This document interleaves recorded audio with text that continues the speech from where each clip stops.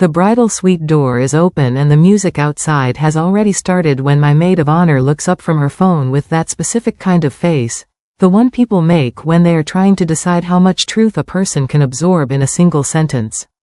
She decides I can absorb it. They left, she says. For a second I actually laugh. Not because it is funny. Because my brain refuses to process it as real, and laughter is what comes out of me when something is too strange and too large to land correctly. My parents, my brother, my aunt who spent 6 months sending centerpiece photos she didn't like. My cousin who agreed to do a reading. Gone. Not running late. Not circling the parking lot.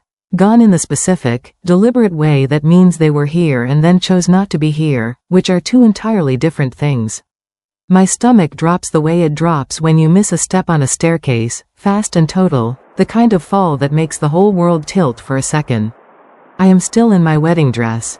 One shoe on. One shoe sitting by the vanity next to my bouquet. The ceremony is in 14 minutes.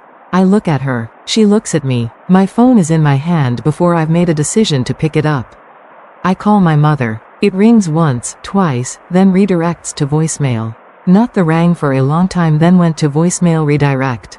The immediate kind. The kind that happens when someone looks at the screen, sees your name, and presses a button. I stand there with the phone at my ear while her voice tells me to leave a message. I don't leave a message. I try my father. Same result. Then my phone buzzes with a text from his number. 3 words, no punctuation, no explanation attached. We can't support this. I read it once. Then twice. Then I put the phone down on the vanity because if I hold it any longer I might do something I can't take back. We can't support this. Not we're sorry. Not we love you. Not call us when you can.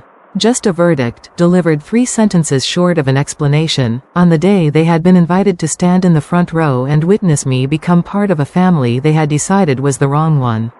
I look at myself in the mirror. The dress is exactly as it was an hour ago. Everything else is different. My maid of honor, Becca, takes my hands. She is trying very hard to be the steady thing in the room, and she is doing a good job of it except for the small line between her eyebrows that appears when she is frightened and is working to hide it. I let her walk me to the door that separates the bridal suite from the corridor leading to the ceremony space. I open it a few inches and look through. The room beyond is full. 96 guests, the majority of them seated, with the string quartet still moving through the prelude. The aisle stretches toward the altar, where the officiant is adjusting something on the podium. On the right side, rows of people I recognize. My fiancé's extended family, his friends from college, co-workers, the neighbors from the street he grew up on. On the left side, strangers I do not know, friends from my graduate program, 2 old colleagues, a former professor. And gaps. Large, visible, unmistakable gaps in the front 2 rows where the family section is supposed to be. The seats I had assigned in careful handwriting on little escort cards 3 weeks ago. The seats I had arranged around names I had known my entire life. Empty. I close the door quietly. I put my back against the wall. Let me tell you what this day is. Because it was not always going to be this. It was supposed to be something else entirely, simple, a little chaotic in the good way, the kind of day that becomes a family story. I had planned it carefully and gladly, the way you plan something you have been looking forward to for most of your adult life. My family abandoned me at my own wedding, then the Groom family did something they couldn't imagined. My name is Adrienne Cole. I am 31 years old. I met my fiancé Marcus at a nonprofit finance conference, where we spent 20 minutes arguing about grant reporting frameworks before we realized we were going to get dinner together. That was 2.5 years ago. Marcus is kind, patient, steady, not slow, but sure. He comes from a family that is loud and warm and entirely sincere, and the first time I was invited to one of their Sunday dinners I cried in the car afterward because I had not known how hungry I had been for exactly that kind of room. My family had been invited to this wedding. They had RSVP'd, yes. They had helped me plan it, or performed the action of helping while doing other things beneath the surface. The other things had won. My family never yelled. That is the thing about them that is hard to explain to people who have not lived inside something like it. Raised voices are easy to point at.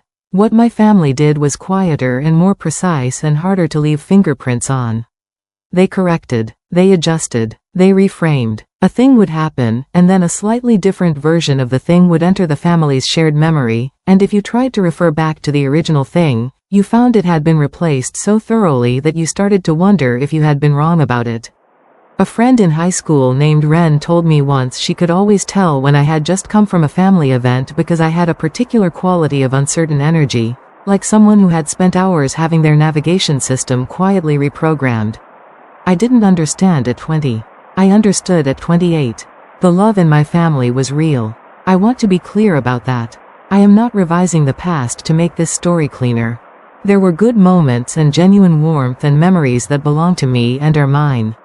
But the love was conditional in a way that I spent decades not seeing clearly, because you don't question the temperature of the water you were born into. The conditions were not written down anywhere. They were communicated through tone, through silence, through the quality of approval that appeared when you did something right and disappeared when you did something they hadn't pre-authorized.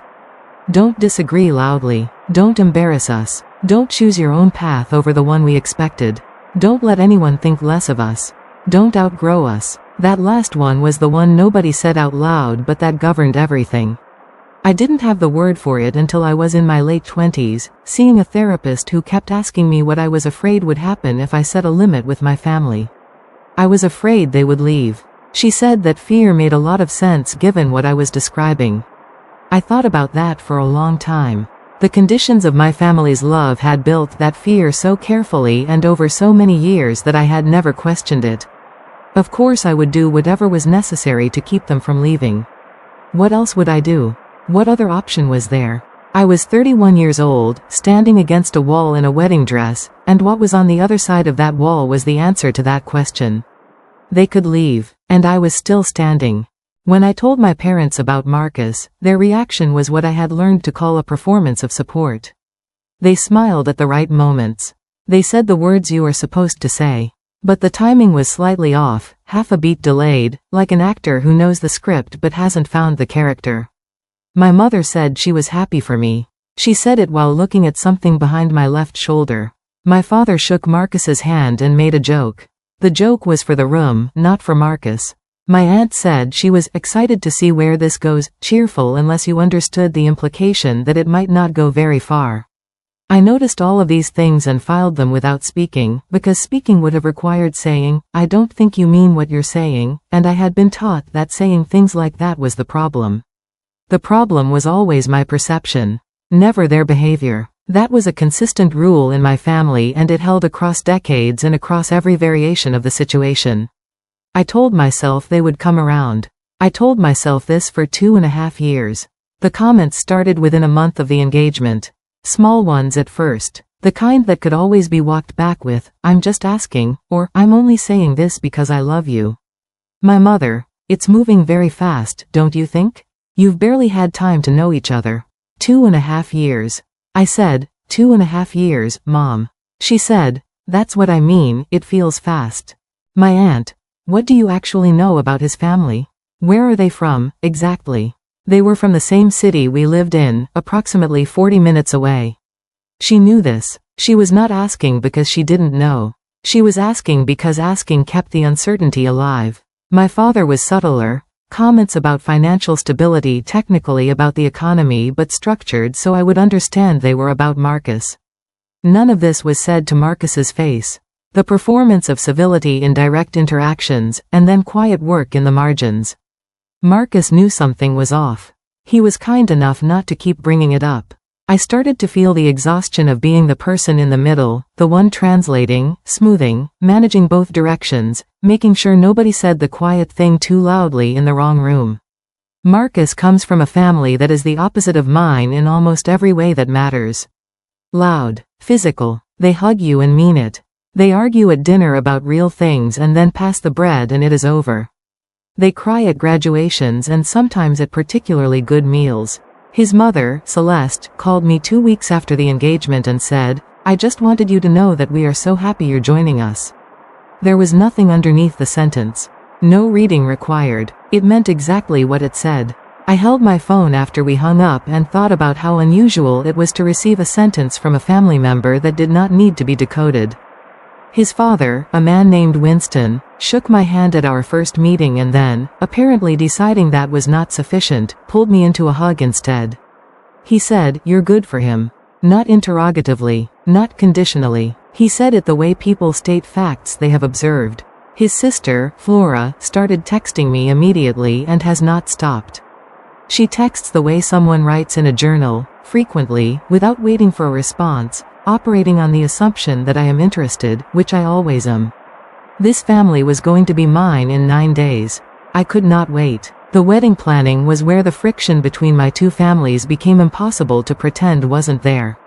My family approached the planning as an opportunity for input, which is fine, and an opportunity to register concerns, which is also fine until the concerns are about things already decided and the registration is less about input and more about establishing displeasure. The venue was too modern. The budget was too high, except when it was too low, except when it was too focused on things they didn't value. The guest list included people from my life they didn't know, which they said was fine and then made comments about at every subsequent planning call. My mother had opinions about the centerpieces. My aunt texted me photographs of centerpieces she preferred to mine, sometimes at 11 at night. My father expressed what he called practical concerns about the catering company, which I later understood were cover for concerns he had about who Marcus's extended family were and where they came from and whether they were, in the vague and undefined way he meant it, our kind of people. They were not our kind of people. They were better people. They were the kind of people who show up. My family did not show up. I set limits twice. Both times the limits were treated as insults. The boundary I drew was about the rehearsal dinner. Marcus's parents were hosting it. They had planned it carefully and warmly, the kind of dinner that is genuinely about the people getting married rather than about the hosts, which is rarer than it should be. My mother had ideas about the rehearsal dinner. Or rather, she had objections framed as ideas. Could we do it differently? Could we do it at a different venue? Could we please make sure that certain things were included, and could certain other things be excluded, because the optics? I said no. I said it as kindly as I knew how, carefully, like diffusing something. I said the rehearsal dinner was being hosted by Marcus's family, that I trusted their judgment, and that I was not going to insert external requirements into their hospitality. I said, "This is my wedding." The room went quiet, not the comfortable quiet of people thinking. The specific quiet of people recalibrating. Of people deciding what category I had just been moved to. I had spent most of my life in the category of the daughter who eventually came around. I had just told them I was done coming around on this particular thing. That was the moment everything shifted. What followed was not a confrontation. A confrontation has a shape, it escalates, reaches something, resolves or doesn't. What my family did was more characteristic of them. They withdrew into a cool, managed distance that was never stated as distance and never officially acknowledged as distance. My mother's texts became shorter. My father stopped the joke he made when comfortable. My aunt went quiet. The silence was communicative. It was meant to feel like something being withheld. It was meant to make me come back and smooth it over. I did not smooth it over. I was getting married in 6 weeks.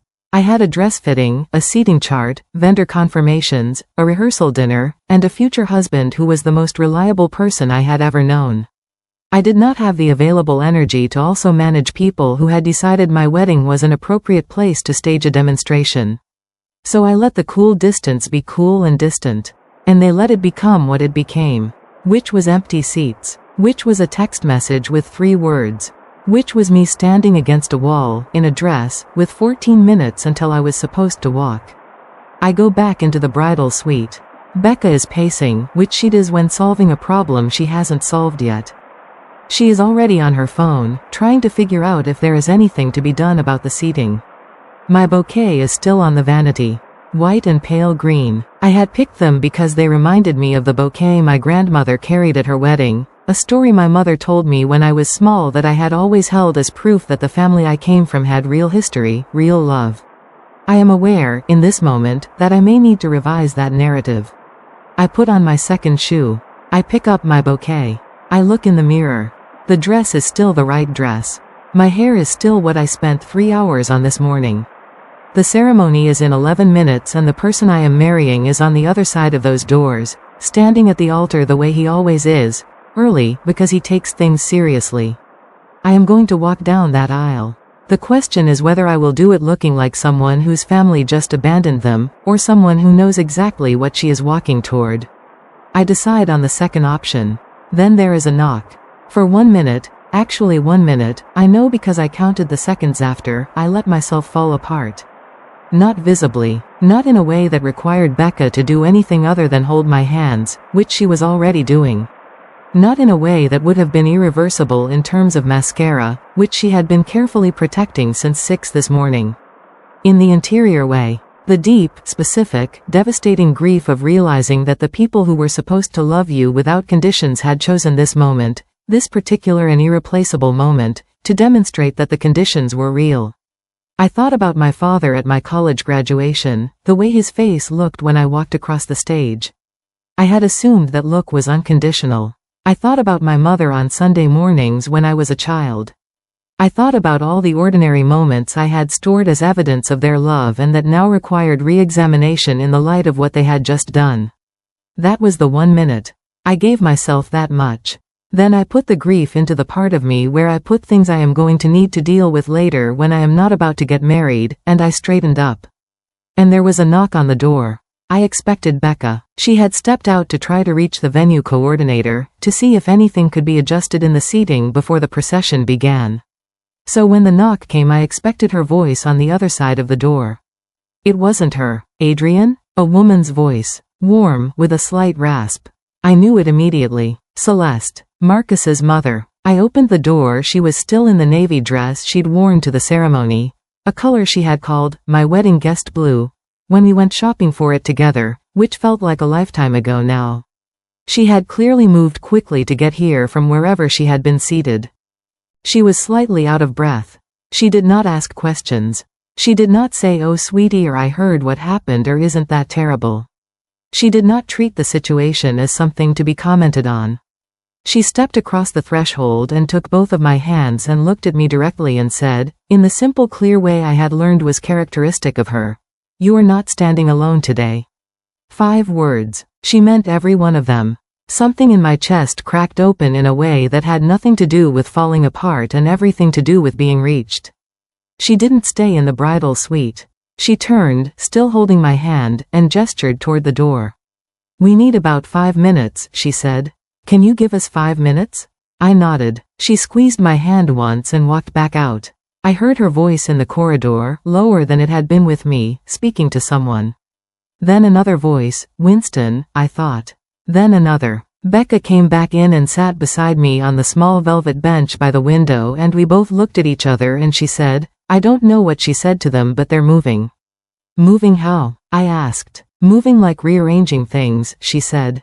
I heard his aunt say something about the seating chart and then everyone, mobilized. That was the word she used. Mobilized. I thought about what that meant. The people on the other side of the door had looked at my family's empty chairs and decided, without being asked, that the correct response was not to sit quietly and wait. They were doing something. I sat in my dress and listened to the sound of people choosing me. Through the door I could hear the murmur of it happening.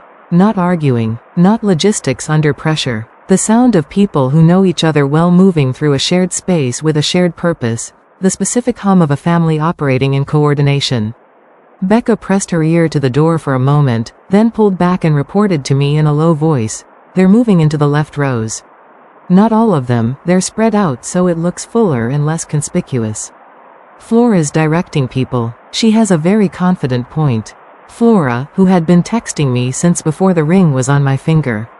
Who took me to 3 bridal boutiques, had opinions about sleeve lengths, and cried quietly when I put on the dress I eventually bought, the dress I was wearing right now. Flora, using a confident point to organize her family into the empty space that my family had left. I thought about the seating chart I had spent an evening making. I thought about my careful handwriting on the escort cards. I thought about the hours of thought that had gone into who sat where and in what relationship to whom, because I had cared about that, because I had wanted the room to feel a certain way. The room was going to feel a different way. It was going to feel better. Then Becca said, oh, that's," and stopped talking. I looked at her. She was watching through the crack in the door. "His father just walked to the front row," she said. The very front. Your side. Winston. I had not asked anyone to do this. This was not a plan. This was a man who looked at an empty seat in the front row, the seat that had my father's name on the escort card, the seat that was supposed to be occupied by the person who raised me, and made a decision. He had made the decision that the seat should not be empty. He made the decision that he would sit in it. Not as a replacement, because you cannot replace a father. Not as a statement, though it was unavoidably one. Simply as a choice, made quickly and quietly, to occupy the space left by someone who had chosen to leave. I turned away from Becca because I was not going to cry. I was absolutely not going to cry. I looked at the flowers on the vanity. White and pale green. My grandmother's wedding story. A thing I had thought was evidence of something that might now be evidence of something else. Winston was in the front row. I breathed. The next knock was Flora. She opened the door without waiting, which was entirely consistent with her character, and she was already talking as she entered. Okay, so I just want you to know, I'm going to be in the aisle. I talked to Becca about it and she said it was okay. I'm going to stand there when you walk. Not in front of you, beside you. Is that weird? Tell me if that's weird. I looked at her. She was 26 and had never been in a wedding. Clearly had been crying but had fixed it and was operating at approximately twice her normal speed. It's not weird, I said. Good, she said, because I already told Marcus and he cried a little and said yes, obviously, and also that you should know he's been standing up there thinking you looked beautiful when you were trying on centerpieces, so. I almost laughed. I almost actually laughed. I'm not replacing anyone, she said, directly, in a way that told me she had thought about this specifically. I just don't want you to walk in alone if you don't have to. You shouldn't have to. She said it without performance. Without needing me to respond to it a certain way. She just said it. Then stand in the aisle, I said. The officiant knocked at exactly the 2-minute mark. A man named Arthur, whom Marcus and I had chosen because he had presided over 17 weddings with a reputation for doing exactly what the couple wanted. Calm, organized, good voice, near memorized our script. He stepped into the doorway and looked at me. I'm aware of the situation, he said quietly. The room is ready whenever you are. And, I'm going to add something, with your permission. One line. I'll write it in the notes afterward so you have it. I just want the room to understand the right thing. I looked at him. What line? I asked. Family isn't always who you expect, he said. I'll say it once, in context, and then continue. It won't stop the ceremony. But I want it said. I thought about this for 3 seconds. Yes, I said. He nodded. I thought about 96 people in that room, the ones who had come, the ones who were there and had chosen to be there and had stayed. I thought about the front row. About Winston in the chair. About Flora in the aisle. I thought about Marcus at the altar, who had been standing there for probably 15 minutes by now because he is always early and he takes this seriously. I picked up my bouquet. I said, I'm ready. The doors opened and I walked. Flora was in the aisle, slightly to my left and 1 step behind, which was exactly right, present without blocking, there without performing. She was holding the program in both hands and looking forward and I could feel her steadiness beside me. The string quartet moved into the processional. I had chosen a piece my grandmother had mentioned once, in a conversation I had almost forgotten until I was making the music list. It had nothing to do with my family, not really, but I had filed it under things that belonged to me, and today it still did. The room turned to face me. It was not the room I had planned. The left side was differently populated, rearranged, supplemented by people who had shifted without being asked. There were faces I didn't recognize in seats I had assigned to people who were not there. But the room was full. Not in spite of what had happened. In response to it, Arthur was at the altar. And Marcus was at the altar. Marcus was looking at me. Not at the rearranged room, not at the empty spaces that had been filled, not at whatever had happened in the last 20 minutes that had changed everything. At me. I walked. What I remember about the ceremony is that it was what it was supposed to be. Every word was what Marcus and I had written, every vow what we had chosen, every moment planned with care. The one addition was Arthur's line. He said it quietly, not dramatically, placed it in the ceremony the way you place something true in a sentence, without forcing it, just finding its natural location and setting it there. Family isn't always who you expect. Sometimes it's the people who show up when everything said not to. The room was very still for a moment. Then it settled back into the ceremony, and we continued. I said my vows to Marcus, who had water in his eyes by the time I was halfway through. He said his vows to me. The most honest things I have ever heard said out loud. He had written them himself and not shown them in advance because he wanted them to be new. They were new. They were specific. They were entirely about me. When the ceremony ended and we kissed, the room erupted in the way rooms do when a collective emotion that has been building finds its release. Flora cheered loudest. I will remember that for the rest of my life. At the reception, warm and loud and entirely itself, something unexpected happened. It became about the people who were there. I had expected the absence of my family to be a shadow on the evening. But the people who had stayed, who had shown up, who had chosen to fill the space, produced something I hadn't anticipated. The room generated its own warmth and ran on it through the whole night. Celeste danced with me during a song she claimed was not her style and then danced through 3 more songs after that. Winston gave a toast that he had not prepared and that was consequently very genuine and a little long and completely perfect. Flora made a speech that included 6 separate inside jokes about the wedding planning process, 5 of which were things I had told her in texts and 1 of which I genuinely do not remember saying but probably did. Marcus's uncle, a man I had met twice before that night, told me I was exactly what he had hoped for when he hoped for things for his nephew.